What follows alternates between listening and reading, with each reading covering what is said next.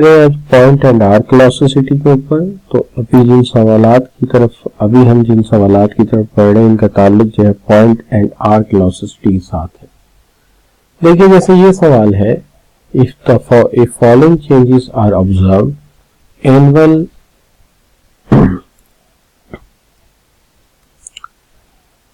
demand at price $1.2 is this and annual demand at price 1.3 is this. The elasticity of demand is, तो elasticity of demand क्या होगी? देखिए यहाँ required ये है कि हम क्या करें कि परसेंटेज चेंज इन क्वांटिटी ऊपर रखें और डिवाइड कर दें परसेंटेज चेंज ऑफ प्राइस के ऊपर। अब सवाल ये है कि परसेंटेज चेंज इन क्वांटिटी हम निकालेंगे कैसे। तो इसका तरीकाकार ये है कि Q2 minus Q1 divided by Q2 plus Q1 divided by 2। अब इसको आप इस तरह लिख सकते हो कि जैसे देखिए ये Q2 हो गया तो चेंज है और ये Q1 हो गया तो प्रीवियस है। तो हम ये लिखते हैं कि 7,30,000 minus 8 lakhs, 7,30,000 plus 8 lakhs divided by 2। तो इसका आंसर आ जाएगा आपके पास -70,000 बाय 7,65,000।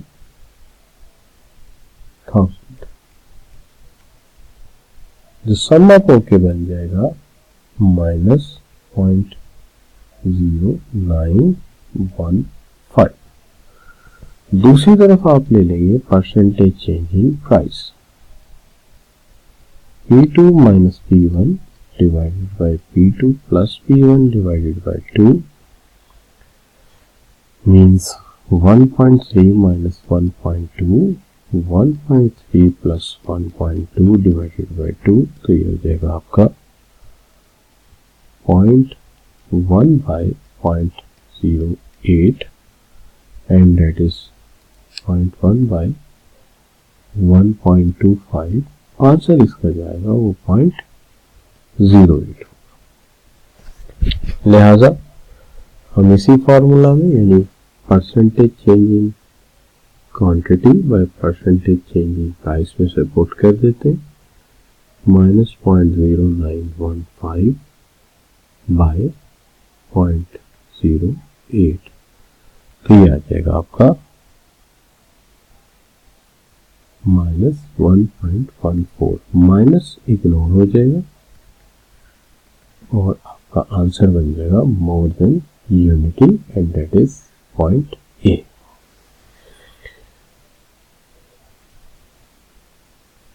अब नेक्स्ट जो हमारा सवाल है, if the price of per unit of the X rises from this to this, it is expected that monthly demand will be increased from this to this। इतनी इंक्रीज हो जाएगी।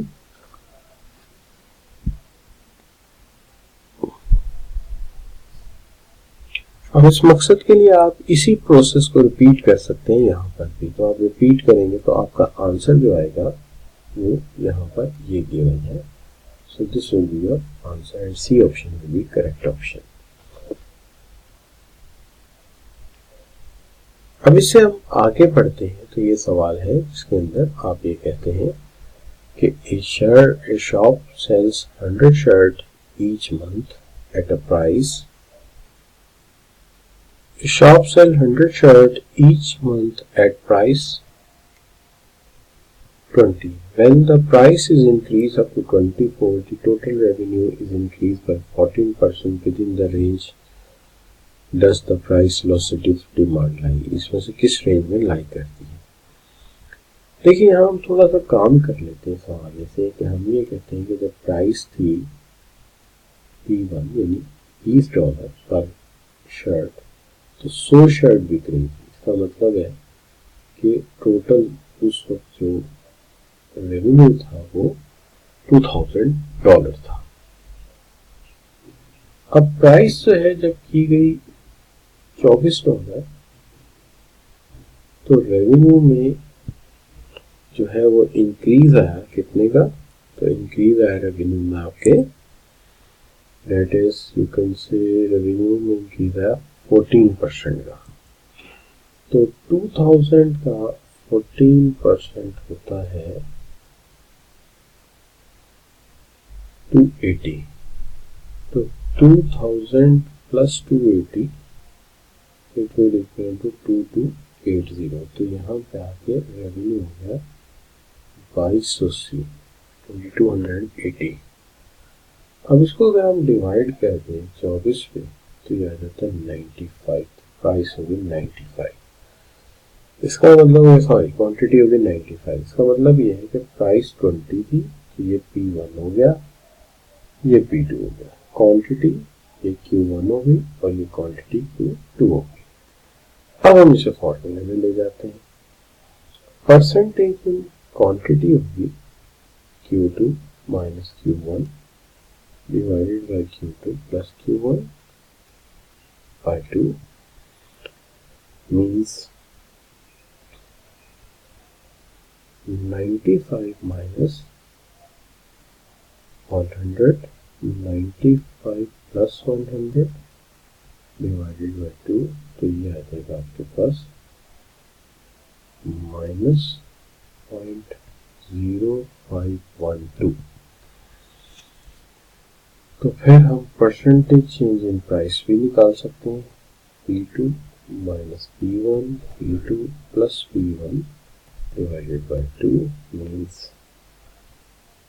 24 minus 20, 24 plus 20 divided by 2 means 4 by 22 equivalent to 0.1818।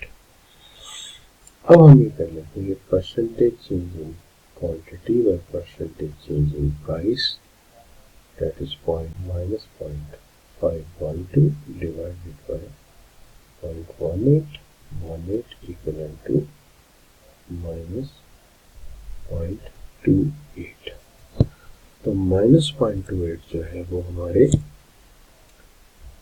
इस area में fall करता है। तो B option correct है, ये ऑप्शन गिवन है आर्क वेलोसिटी के हवाले से।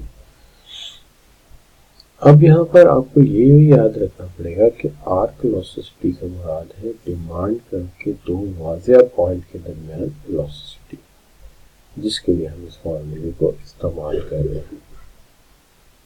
लेकिन अगर ये पॉइंट वेलोसिटी होती तो it will be velocity at a given point. तो एट अ गिवन पॉइंट पर जब आप लेते हो तो इस तरह का सवाल हो सकता है, to find the point price velocity of demand we begin with an example of this one. Imagine the given this demand curve, we are asked to figure out what point price velocity of demand is at price 100। तो देखिए इसका formula होता है dq by delta q by delta p p over q। अब ये तो हो गया इसका dq over dp जो कि इसका डेरिवेटिव है। इसका डेरिवेटिव लेंगे तो -50 आएगा, तो यहाँ आ गया -50। अब प्राइस 100 है, क्वांटिटी मालूम करनी है आपने, तो वो आप कर सकते हैं 15,000 minus 50, so price is 100, तो ये हो गया आपका 15,000 minus 5,000 equal to 10,000। तो अब यहाँ पे हम लिख देंगे 10,000, ये डब्ल्यू से और दिस वन से, तो ये आ जाएगा 5 by 10 minus। So we ignore the minus sign, then we can say it is minus 1 by 2 or 1 by 2. So you can say that the correct option is B, 0.5।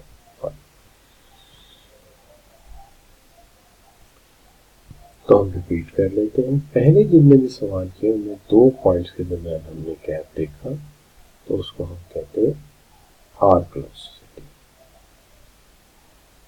बाद में हमने जो डिमांड अभी देखा वो एक फिक्स पॉइंट पर था। ऐसी सूरत में हम इसे कहते हैं कि हम पॉइंट वेलोसिटी का फॉर्मूला इस्तेमाल करते हैं। So this is what we have done. अब यहाँ पे आपके सामने एक सवाल और है, इसके अंदर हम आपसे पूछते हैं कि consider the following schedule that pertain the product of firm engaged in manufacturing. Prices got up to at the price is 150, quantity demanded 20, and by 120 demand is 24. So now you have to calculate what's its actual. तो देखिए इसके लिए हमें निकालनी पड़ेगी percentage change in quantity by percentage change in price, जो कि हम पहले भी निकाल कर आए हैं। और परसेंटेज के लिए भी हम वही फार्मूला इस्तेमाल करेंगे, Q2 minus Q1, Q2 plus Q1 divided by 2। तो ये आएगा आपका, you can say that is 24 minus 20, 24 plus 20 divided by 2।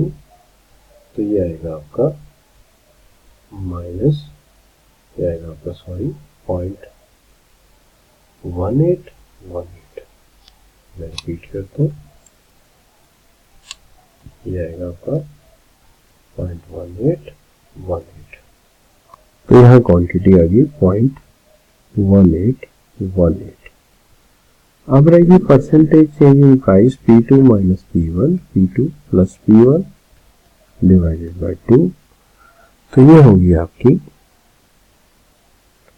95, ये आ जाएगी आपकी sorry that will be you can say 120 minus 150 divided by 120 plus 150 divided by 2। तो ये आपका आ जाएगा माइनस 0.24।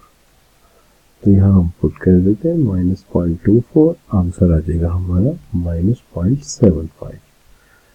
नेगेटिव को हम इग्नोर कर देंगे और पीछे रहेगा 0.75। इसके मुताबिक elasticity is less than 1, therefore it is inelastic. तो ये इनइलास्टिक हो जाएगा। ये मेरी बाकी एक्टिविटीज है। Thank you very much for joining. Allah.